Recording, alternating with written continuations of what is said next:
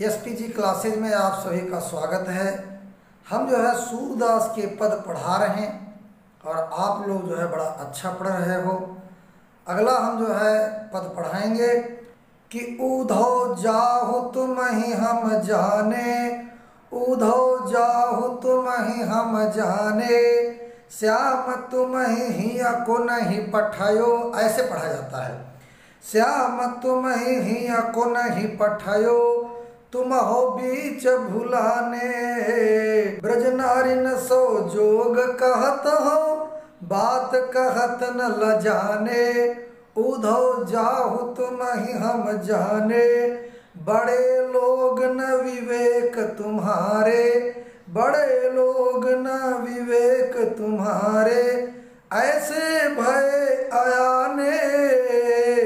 ऊधो जाहु तुम ही हम जाने, हम सो कही लई हम सही कै, हम सो कही लई हम सही कै, जिय गुनि ले हुसयाने। ऊधो ऊधो जाहु तुम ही हम जाने, कह बला कह दशा दिगंबर, कह बला कह दशा दिगंबर, मष्ट करो पहचाने। साच कहो तुम को अपनी सो, बूझती बात निदाने।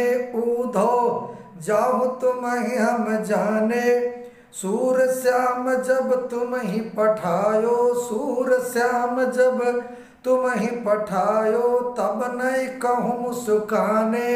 ऊधो जाहु तुम ही हम जाने।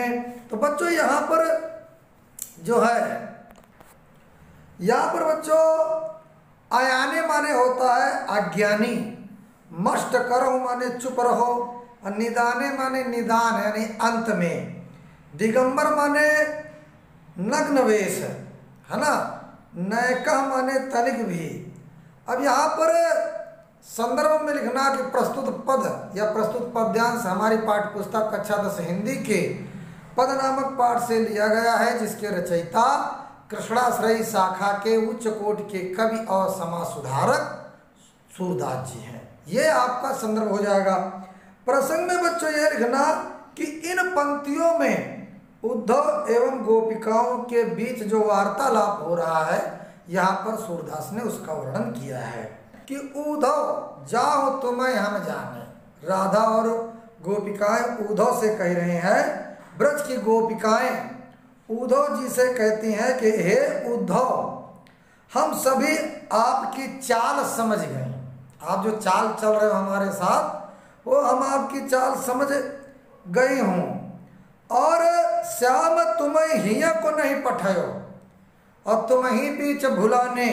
श्री कृष्ण ने आपको यहाँ के लिए कदापि नहीं भेजा था, आप बीच में ही भुलावा देने के लिए पहुँचाए हो।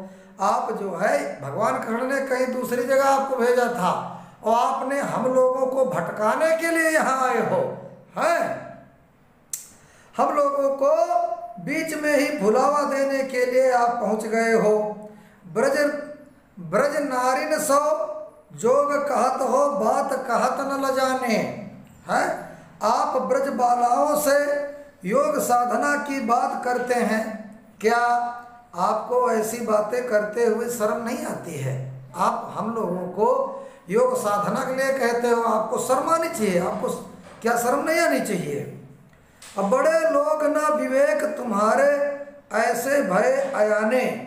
आप सयाने तो जरूर हो, आप सयाने हो, बुद्धिमान हो, आप सयाने तो जरूर हैं, लेकिन विवेक से शून्य है। विवेक का मतलब होता है बच्चों, जिसके अंदर अपने लिए या अच्छे बुरे की पहचान ना हो, उसको कहा जाता है कि विवेक नहीं तुम्हारे अंदर। तो वही यहाँ पर गोपिकाएं उद्धव से कहती हैं कि आप विवेक से शून्य हो, आप अच्छा और बुरा पहचानने की कोशिश नहीं कर रहे हो, है ना। और ऐसे भय अयाने, और जो है तभी अविवेक पूर्ण, अयाने माने अज्ञान पूर्वक बातें, अविवेक पूर्ण बातें कर रहे हैं। हम सो कही लई हम सही के, जिय गुन ले उस सयाने, है ना। आपने जो कुछ भी कहा हम लोगों ने उसे सह लिया, लेकिन आप स्वयं अच्छी तरह से विचार कर देखिए कि आपने कहाँ तक उचित कहा है। आप ये तो सोचो कि आपने कहाँ तक, आप तो लिमिट क्रॉस कर रहे हैं, सीमा क्रॉस कर रहे हैं। कोई चीज़ बात कहने की सीमा होती, आप जो है असीमित बात कह रहे हैं।